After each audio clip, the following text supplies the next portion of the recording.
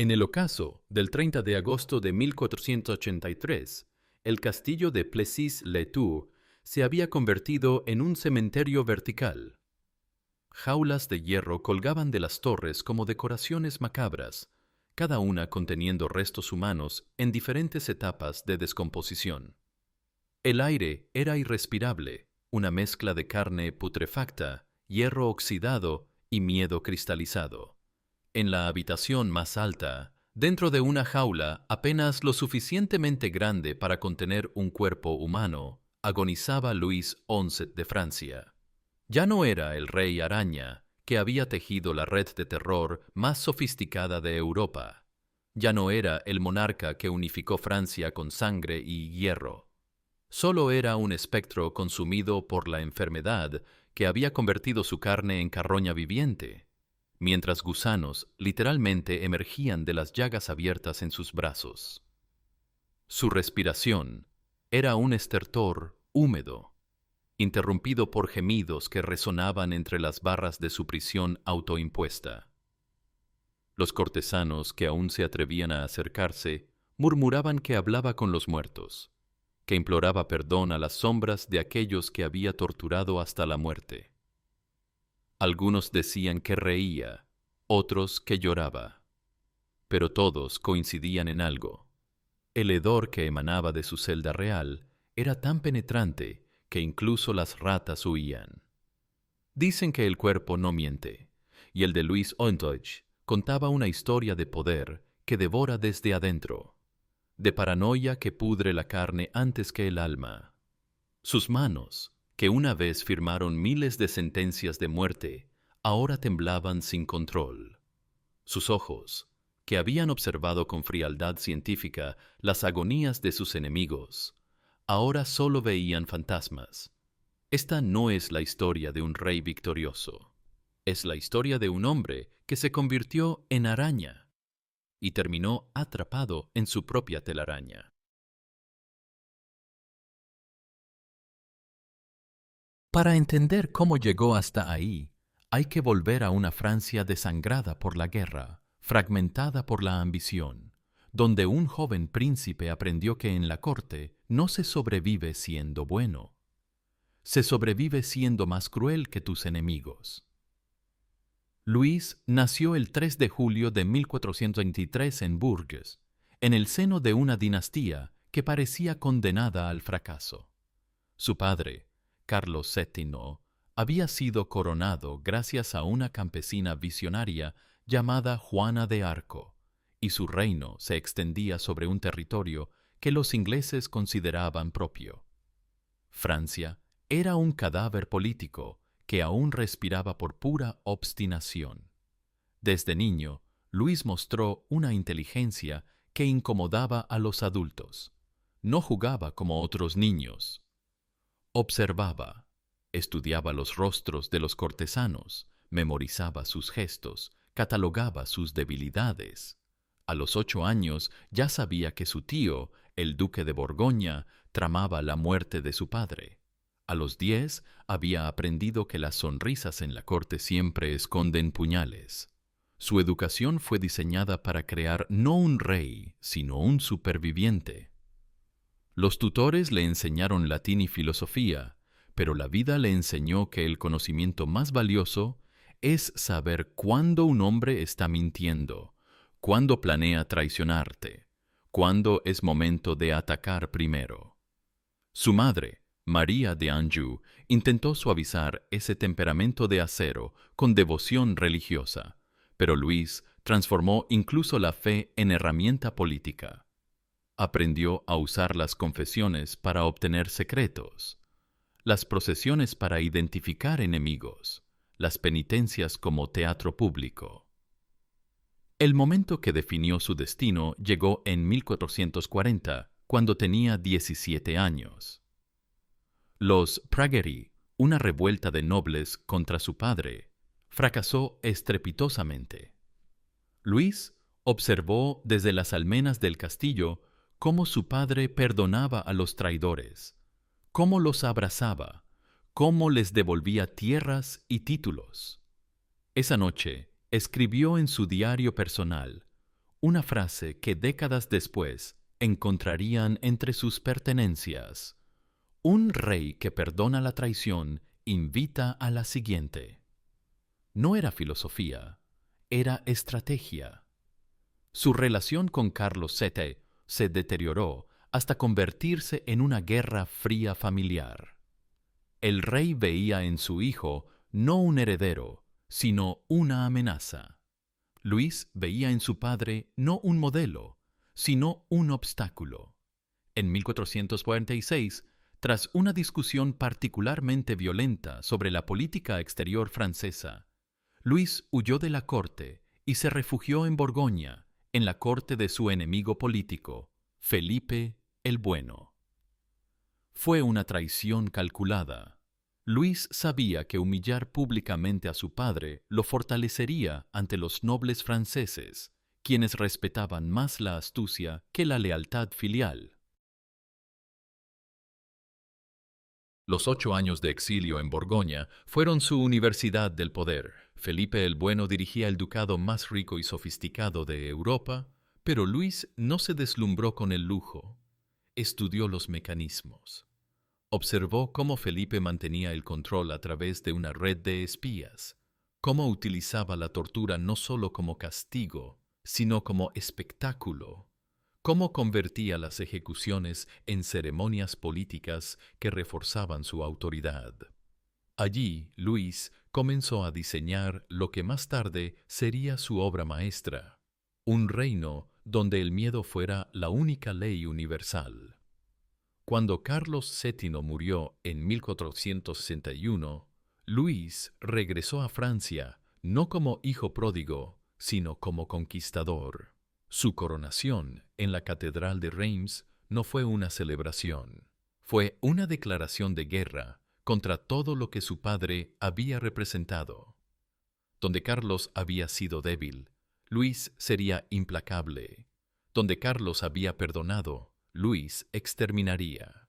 El nuevo rey tenía 38 años y un plan tan detallado como diabólico. Francia sería unificada, costara lo que costara en sangre humana. Sus primeras decisiones administrativas desconcertaron a la corte. Luis disolvió la Guardia Real tradicional y la reemplazó con mercenarios extranjeros, escoceses, suizos, alemanes, que no tenían lealtades familiares en Francia y que obedecían únicamente por oro. Creó un cuerpo de consejeros especiales, cuya función oficial era administrar justicia, pero cuya función real era sistematizar la tortura. Por primera vez en la historia europea, el terror se convertía en política de Estado organizada y eficiente. El primer test de su nuevo sistema llegó en 1465 con la Liga del Bien Público, una coalición de nobles que se rebeló contra lo que consideraban métodos indignos de un rey cristiano. Luis no solo aplastó la revuelta, la transformó en laboratorio. Los prisioneros fueron clasificados según su rango social, y cada categoría recibió un tipo específico de tortura. Los duques morían decapitados, pero lentamente, con hachas deliberadamente desafiladas. Los condes eran empalados, pero sin tocar órganos vitales para prolongar la agonía. Los varones eran encerrados en jaulas de hierro y exhibidos en plazas públicas hasta morir de hambre. Pero fue con los caballeros donde Luis demostró su genio para la crueldad sistemática.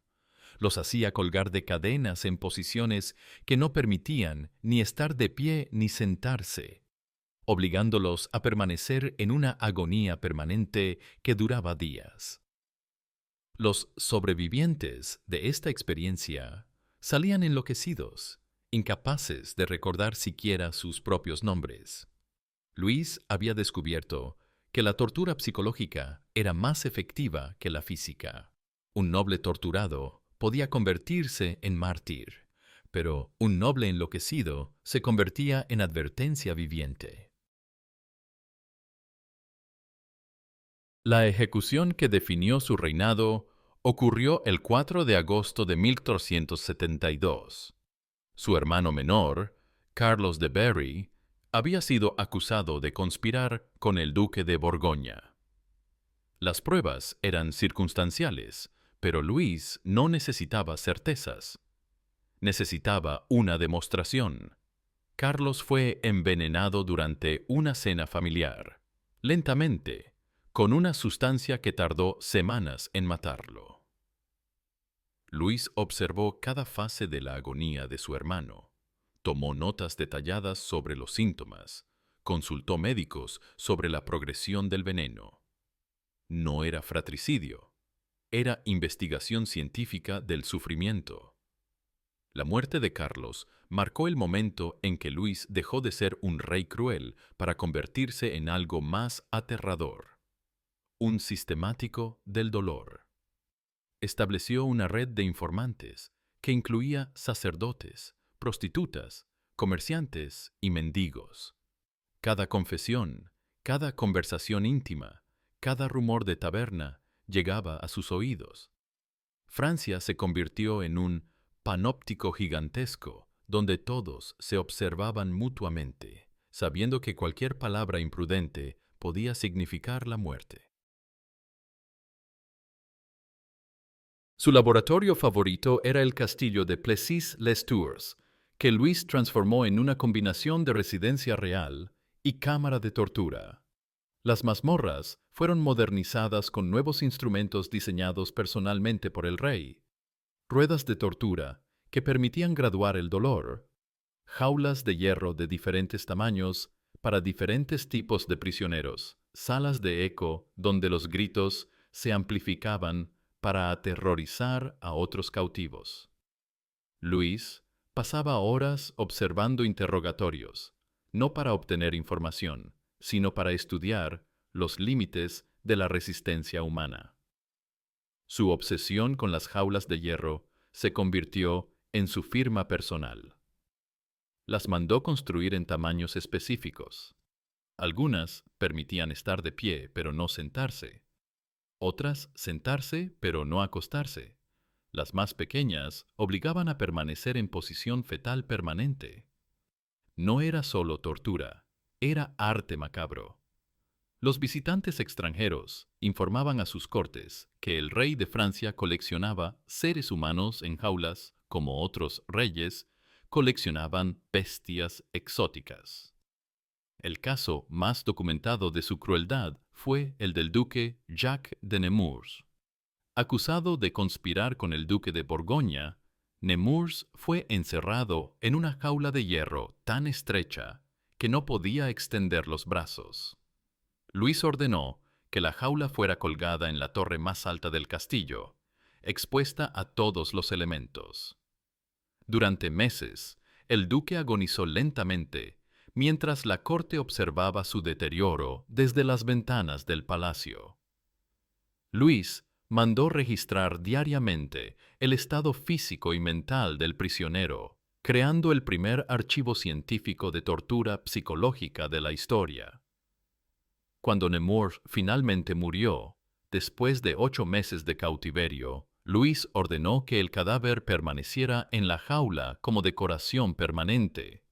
No era crueldad, era pedagogía del terror. Cada noble que visitaba Plessis-les-Tours recibía el mismo mensaje silencioso. Esto es lo que sucede cuando se desafía al rey araña.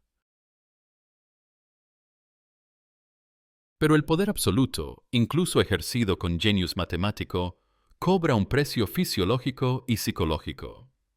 A partir de 1475, Luis comenzó a mostrar signos de deterioro mental. Desarrolló una paranoia tan intensa que no podía dormir sin que 4 guardias armados vigilaran su lecho. Dejó de comer cualquier alimento que no hubiera sido probado previamente por un sirviente, y ese sirviente debía permanecer en observación durante 3 horas después de cada comida. Su cuerpo también comenzó a traicionarlo. Los médicos de la época describían úlceras que aparecían y desaparecían sin causa aparente, fiebres que duraban semanas, dolores abdominales que lo hacían retorcerse como si fuera él quien estuviera siendo torturado. Los cronistas más cercanos mencionan un olor peculiar que emanaba del rey, algo dulzón y putrefacto que se intensificaba cuando estaba nervioso o enfadado. Sus últimos años fueron un descenso al infierno privado. Luis dejó de abandonar Plessis-les-Tours, convencido de que salir del castillo significaría la muerte inmediata. Transformó su residencia en una fortaleza paranoica. Mandó construir trampas mortales en los pasillos, salas secretas conectadas por túneles, sistemas de espejos que le permitían observar cualquier rincón del edificio sin ser visto. El Rey Araña había tejido una telaraña tan compleja que él mismo había quedado atrapado en el centro. Su relación con la muerte se volvió grotescamente íntima.